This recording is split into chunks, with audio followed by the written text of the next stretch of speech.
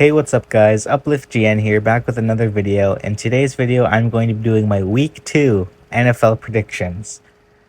Unfortunately, I've had quite a busy week, so I did not end up getting my Week 1 predictions out on YouTube. They were, however, posted on TikTok. Shameless plug, go follow my TikTok at UpliftGN. But hopefully things have kind of simmered down and I got some time to record, and hopefully throughout the coming weeks I can get a video out for every week for NFL predictions, but they will always 100% be on TikTok. I'll keep my weekly NFL predictions in my notes app, so that way I'll be able to tell what my record is throughout the season. Last week, week 1, I had a pretty good week 1, which is kind of surprising because usually during week 1s I always end up going like 10-6. Maybe even a 9-7, just because it's week 1 and it's so random and you're getting into the new season. But I actually had a very good week 1 of NFL predictions. My upset prediction of the week, which is going to be the prediction that has the siren next to it. Last week it was the Chargers to beat the Chiefs. I had them winning 28-21. They did end up taking that game. And also my lock of the week, which is obviously the prediction that has the lock next to it, was the Broncos beating the Titans. And that one I was also correct on. Week 1, I went 13-3. The only games I got wrong was the Cardinals at the Saints. I thought maybe the Saints get one at home early. They have a pretty tough schedule, so it's kind of hard to find a win, so I figured why not week 1 at home. Unfortunately, that upset did not end up happening, and the Cardinals ended up winning. Miami at Indianapolis, that's an interesting one because that was almost my lock of the week, but I flipped it to Denver over Tennessee. I really thought Miami's going to win this game. I just figured Tua, Tyreek, what could possibly go wrong? And everything went wrong, and they got blown out really bad. I am pretty sure that was the biggest blowout of last weekend too, so thankfully they did not make me look dumb and I switched and made the right decision. And the only other game I predicted wrong was the Lions to beat the Packers. I picked the Lions to win 30-27. I mean, the Packers did score 27 points, so I was right about that. Except the Lions, I predicted to score 30, and they ended up scoring 13. Funny how that works. So let's get into it. Thursday night matchup.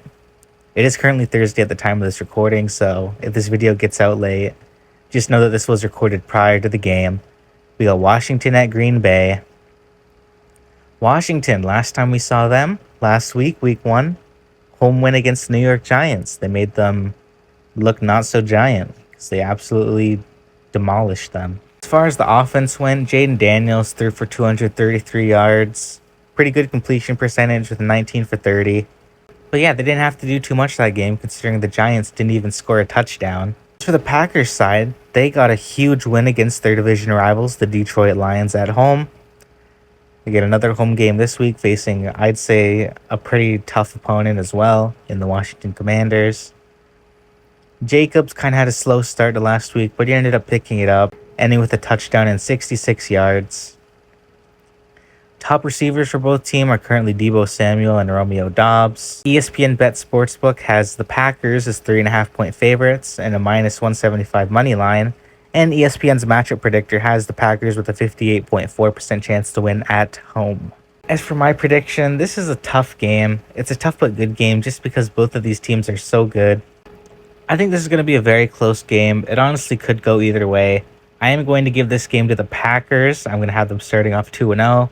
And let's say they take this game 27-20. Next game up, we got the LA Rams visiting the Tennessee Titans. Rams, last time we saw them up, facing off against the Houston Texans at home, took the W 14-9. Matthew Stafford throwing for 245 yards, 21 for 29 completion percentage, and a touchdown. Kyren Williams also rushing for 66 yards, and Puka Nacua just doing his thing, 130 yards, 10 receptions. For the Tennessee Titans, Cam Moore didn't have the best opener for a rookie quarterback, but he was facing a tough Broncos defense, so I can't fault him too much. He threw for 112 yards, only 12 for 28 completion percentage, not great, but also doesn't help that his leading receiver was Tony Pollard, who caught one catch for 29 yards. Pollard also ran for 60 yards and 18 carries, pretty similar stat line to Kyren Williams, just 6 less yards and without the touchdown. ESPN Bet Sportsbook opens up with the Rams at a 5.5-point advantage, the money line being -250. So it's safe to say the Rams are pretty favored in this game. ESPN's matchup predictor backs that up as well, as they have a 68.9% chance to win on the road.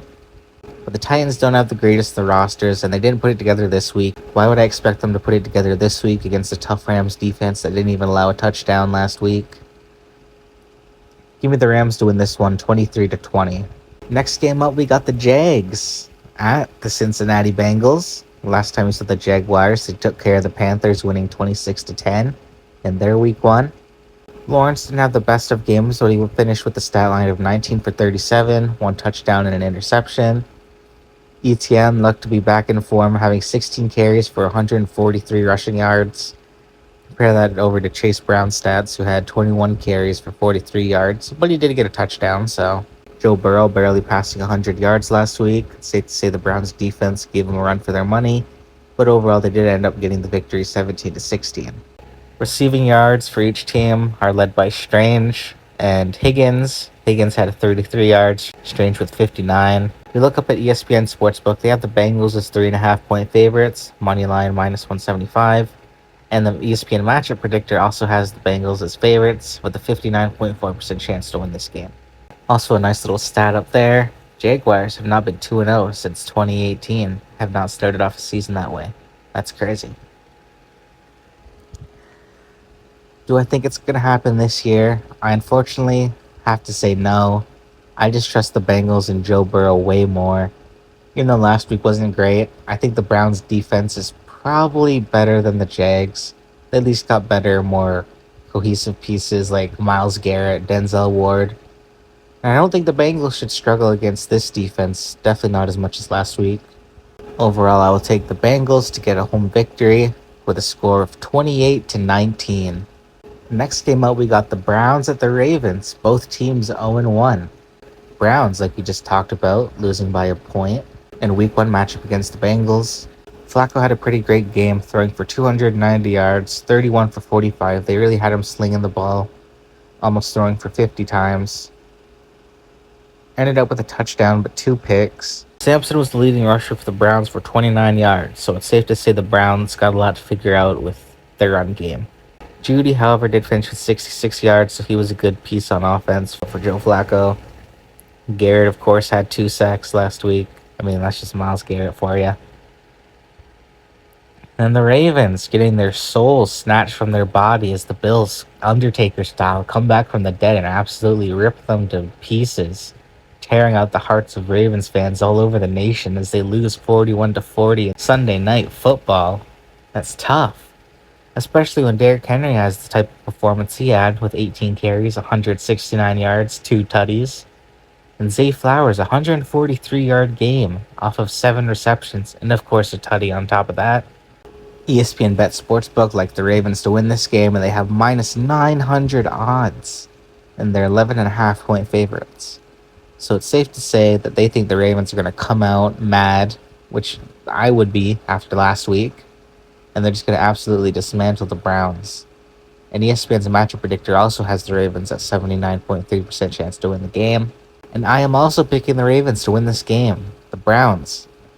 I think Flacco can definitely still sling the ball, but with absolutely zero running game, I just don't see how they're going to be able to compete with this Ravens team. I think the Browns defense is going to be on the field a lot, and they're going to get tired after the while, and the Ravens are going to keep capitalizing on that. Derrick Henry is going to be doing his thing. I honestly don't see this game being that close. Give me the Ravens to win this game 33-13. Next game up, we have the Buffalo Bills visiting the New York Jets. Last time we saw the Buffalo Bills, they absolutely came back in one of the most insane comeback wins I've seen in a long time, winning 41-40 over the Baltimore Ravens. Allen almost throwing for 400 yards, threw the ball 46 times, 2 tutties. James Cook didn't do that much. He had 44 yards on the ground. Keon Coleman was their lead receiver with 112 yards. Jets played the Steelers at home, and they almost got that victory. They ended up losing 34-32, but it was a very close game. And the Jets offense usually doesn't score 30-plus points, so that is a good sign. Fields threw for 218 yards. Breece Hall had 107 yards on the ground. Garrett Wilson doing his thing had 95 yards. ESPN Bet Sportsbook opens this game up with the Bills as 6.5-point favorites and a minus 300 money line. And ESPN's matchup predictor also gives the Bills a 65.5% chance to win on the road. This game I don't think is going to be anything crazy. I think the Bills are going to win this. Maybe not so easily, but I still think they'll get a comfortable win. I have the Bills winning this one 30-17 as the Bills improve to 2-0. Other AFC matchup we got. Oh, okay, I just had to let the faces load in. Next AFC East matchup, we got the Patriots versus the Dolphins. Both teams 0-1. Both teams didn't look great week 1. Dolphins got crushed. Patriots lost to the Raiders. May did throw for 287 yards, a touchdown and a pick. Tua barely eclipsing 100 yards with 114, only threw 23 passes, and a touchdown and 2 interceptions.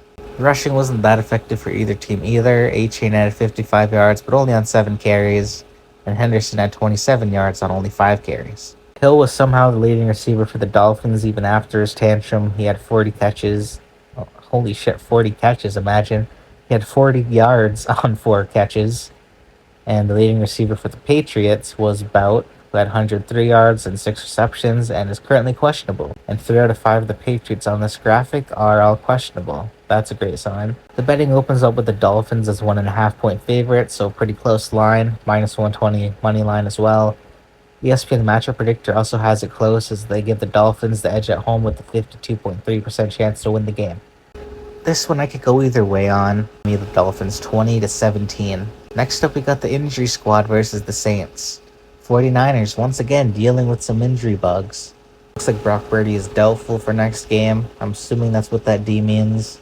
I mean, I don't know what else it would stand for, aside from like delicious or something. McCaffrey ran for 69 yards, nice. 22 carries though, that's not good. Receiving was led by Ricky Pearsall, who had 4 catches for 108 yards.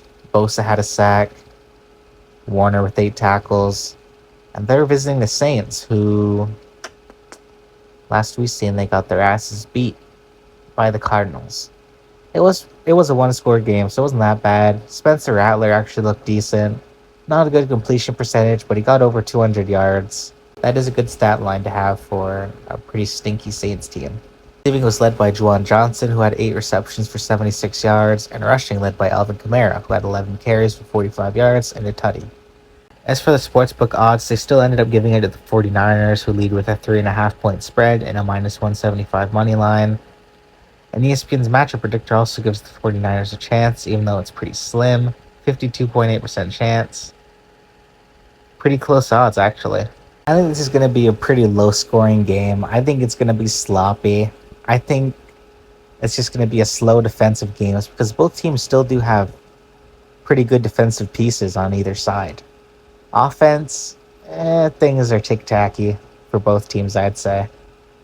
Ultimately, I'm going to have the 49ers beating the Saints. Give me a score of 13-6. Why not? Next game, we got the New York Giants visiting the Dallas Cowboys. Both teams 0-1.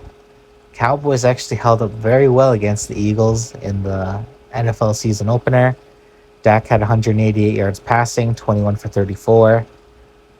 Javonte Williams had a couple of touchdowns. That was great for the offense. Lamb had 110 yards, but did have a lot of key drops, so it was an iffy performance by him. Giants didn't score a touchdown week 1 against the Washington Commanders. Go figure. Russell Wilson threw 17 for 37 on passing. 168 yards. He did lead the team in rushing, though, so it's not looking great for the Giants with Russell Wilson, I'm not going to lie.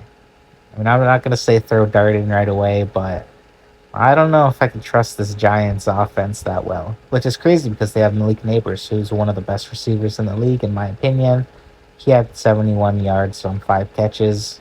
ESPN Bet Sportsbook opens up with the Cowboys as 5.5 point favorites and a minus 250 money line. And ESPN's matchup predictor also doesn't do the Giants any favors as they give the Cowboys a 65.7 chance to win at home. I mean, yeah, honestly, the Giants with Russell Wilson, it's going to be hard to convince me to pick them any given week. And especially after the Cowboys held in so well against the Eagles, who were last year's Super Bowl champions, I definitely feel obligated to pick the Dallas Cowboys this week. Let's go Cowboys 23-13. Next game up, we got the Bears at the Lions. The Bears last week lost to the Vikings, blowing the game, ended up losing 27-24. Caleb Williams did throw for 210 yards, 21 for 35, a touchdown.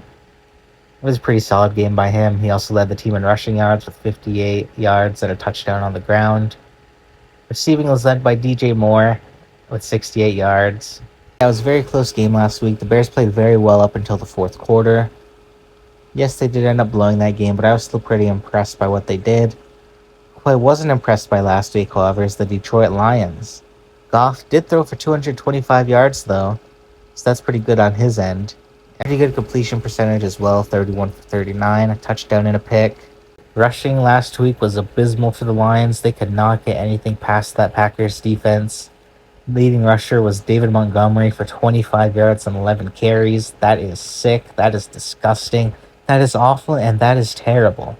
Receiving yards was led by Sam Laporta, the tight end. He had 79. No one got a sack for the Lions last week, which is kind of shocking.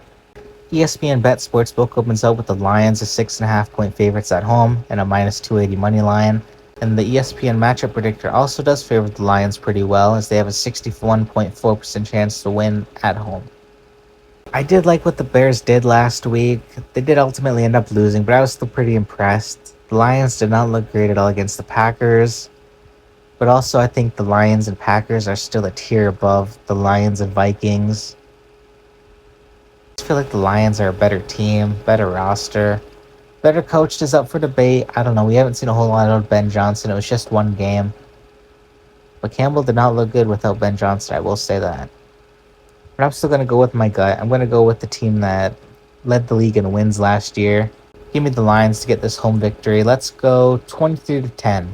Last 1 p.m. game, we got the Seattle Seahawks visiting the Pittsburgh Steelers. Last time we saw the Seahawks, they lost to the 49ers in a pretty embarrassing fashion, only putting up 13 points. The defense did well against San Francisco's offense, but again, San Francisco's offense is kind of a bit jumbly right now, so I don't know how much credit I'll give them for that. Passing-wise, Sam Darnold didn't do anything spectacular. Threw 16 for 23, 150 yards, no touchdown, no picks. And almost all those yards went to Jackson Smith-Njigba, who had 9 receptions for 124 yards. Rushing for Seattle didn't do anything either. 12 carries for Charbonnet, ended up with 47 yards and a touchdown though. Compare that to the Steelers, who looked absolutely lights out last week, barely getting past the Jets, but the offense was firing on all cylinders. Aaron Rodgers looked vintage, 22 for 30 on passing, 244 yards. 4 touchdowns and not 1 pick. That's very impressive.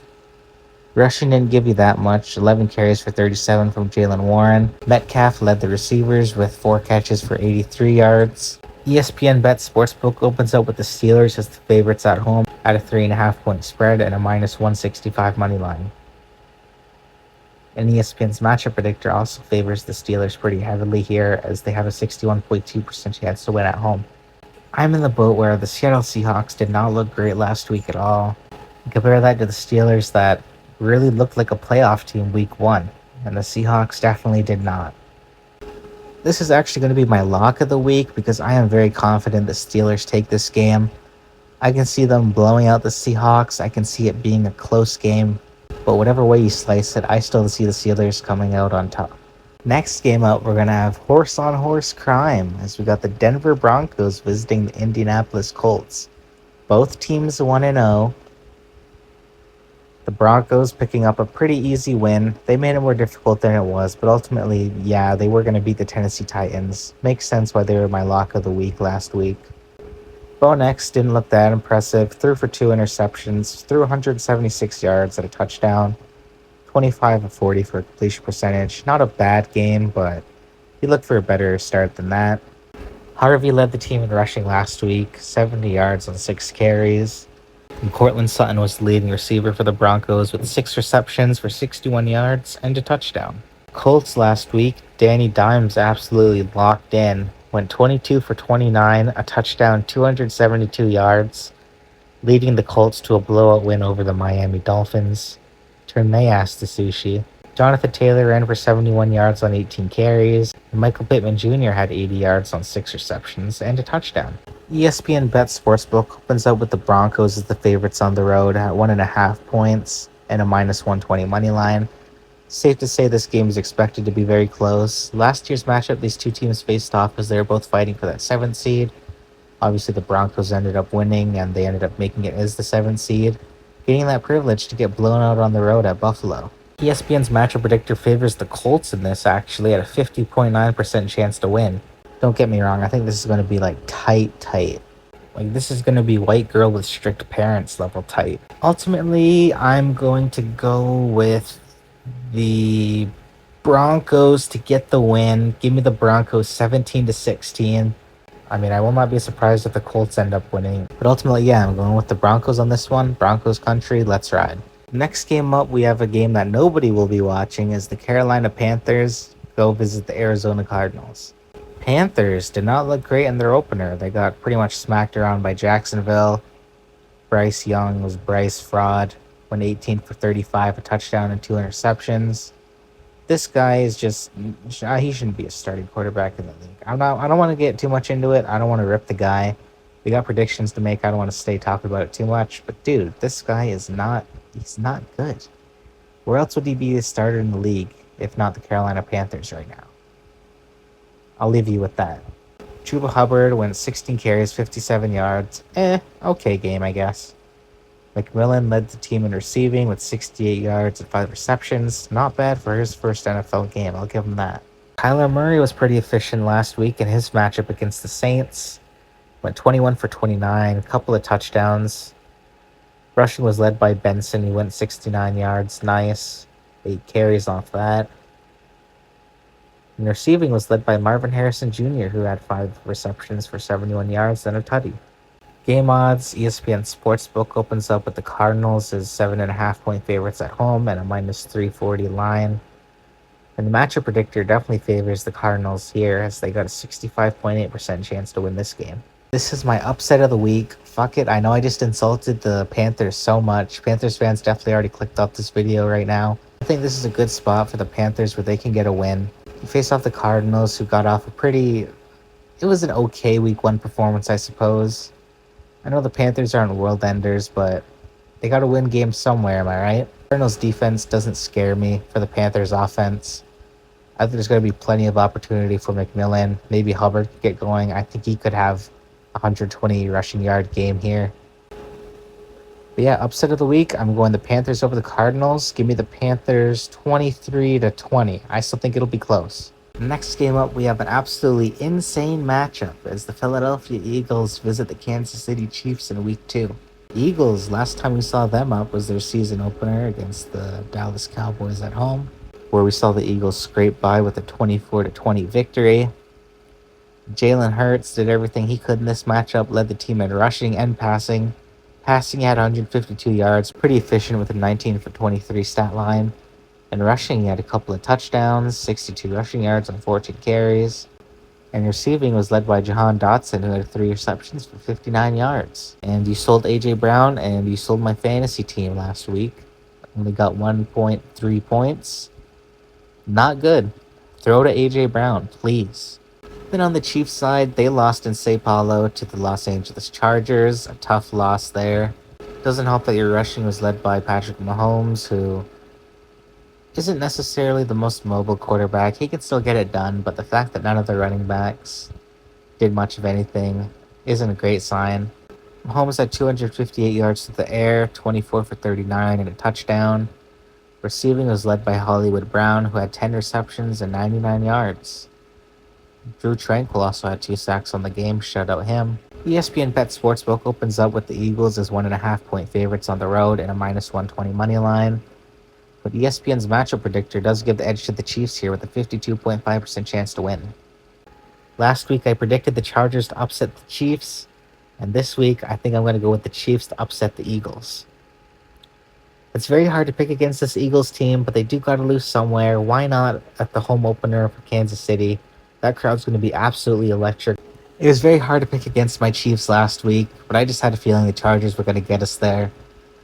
But hopefully I'm right again, and this time the Chiefs bounce back and get us at a 1-1 record. Ultimately, I'll go the Chiefs 30-27. Next matchup we got Sunday Night Football, as we have a very interesting matchup between the Atlanta Falcons visiting the Minnesota Vikings. Vikings, last we saw them, they got come all over their backs in their comeback win over the Chicago Bears.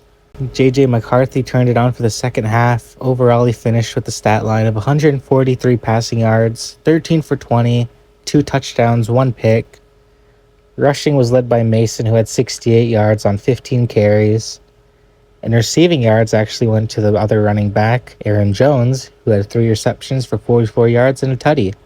And although the Falcons lost, Penix had 298 yards, almost got that 300 mark. He went 27 for 42 with a tutty.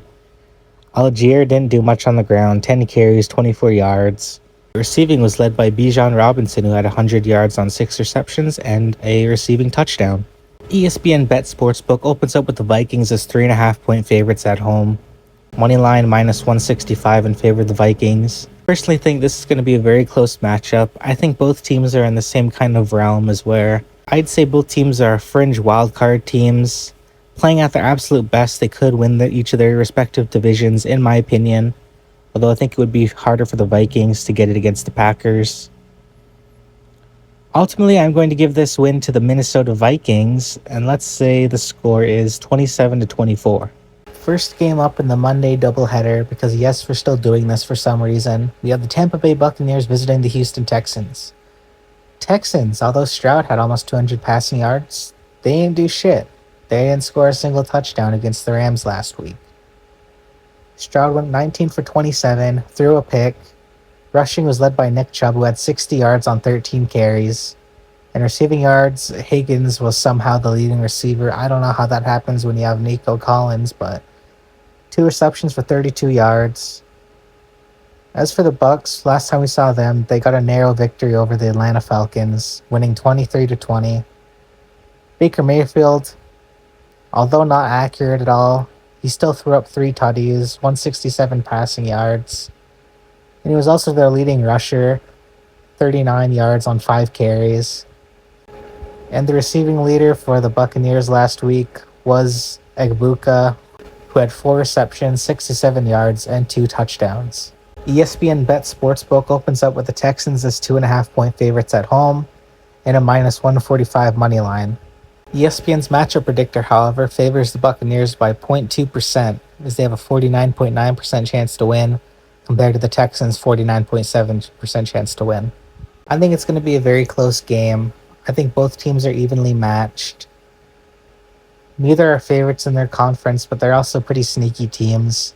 Overall, I think I'm going to give this win to the Houston Texans at home. Give me the Texans to win 27-24. And for our final game of the week, we have the Chiefs' little brothers going at it as the Chargers visit the Las Vegas Raiders. Both teams came out of their games victorious last week. The Chargers obviously beating the Chiefs. Herbert putting up a masterclass, 318 yards, 25 for 34 of passing, and 3 tutties. Hampton led the rushing with 15 carries for 48 yards. As for the Raiders, they beat the lowly Pats, 362 yards from Geno, 24 for 34 throwing, 1 touchdown, 1 pick. Genty wasn't as efficient as I'd hoped, but he still put up 38 yards and a tutty. And receiving was of course led by Brock Bowers, who had 103 yards on the ground on 5 receptions. ESPN Sportsbook opens up with the Chargers as 3.5-point favorites on the road, a minus 190 money line. And ESPN's matchup predictor favors the Chargers as well on the road, as they give them a 59.5% chance to win. Let's roll with the Raiders this week. Maybe Geno can have another 350-plus passing yard day, who knows. I'll take the Raiders to win this game 23-20. Before this video wraps up, I'll just show you guys the final product of every game. I took Green Bay over Washington, the Rams over the Titans, the Bengals over the Jags, the Ravens over the Browns, Buffalo beats the Jets, Dolphins beat New England by a field goal, the Injury Squad gets the win over the Saints, Cowboys beat the Giants, Lions beat the Bears, Pittsburgh beats Seattle in my lock of the week, Denver sneaks away with a win over Indianapolis, Panthers upset the Cardinals in my upset of the week, Chiefs get back to their winning ways and beat the Eagles, Vikings beat the Falcons in a Sunday night thriller, Texans get the win over the Bucs at home, and to end off the week, the Raiders beat the Chargers by a field goal. That's going to be it for this video, guys. Thank you all so much for watching. Like and subscribe if you enjoyed the video. It's the best way to support my channel. And leave a comment on who you think is going to win each matchup this week. But yeah, that's going to do it for this video, guys. Thank you all for watching. Peace out.